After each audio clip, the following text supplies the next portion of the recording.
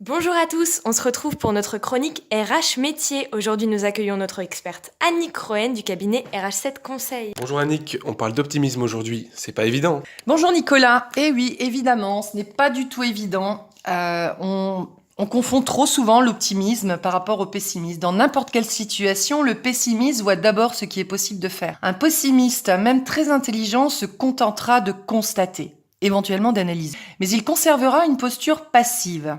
L'optimiste, lui, a confiance, il se réjouit de ce qu'il a, il estime qu'aucun problème ne peut durer toujours, quand le pessimiste, lui, ne voit que des situations bloquées. L'idée est de prendre conscience, de réfléchir et de se dire que l'optimiste est une façon de voir les choses. D'ailleurs, l'optimiste nous permet de vivre plus longtemps et en meilleure santé.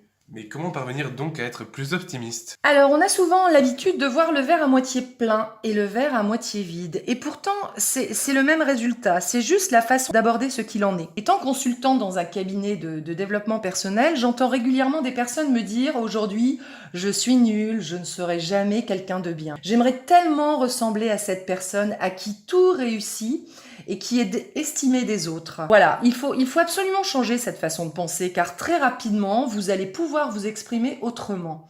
C'est-à-dire que vous allez parler de vous en bien. Vous allez oser penser en positif.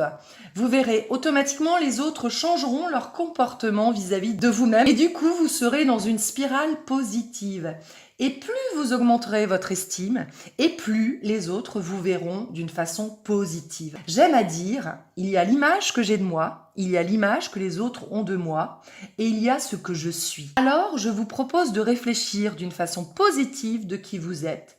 Et vous verrez, vous rayonnerez par votre positive attitude. Merci Annick Rohen pour cette positivité, à bientôt. À bientôt, Nicolas!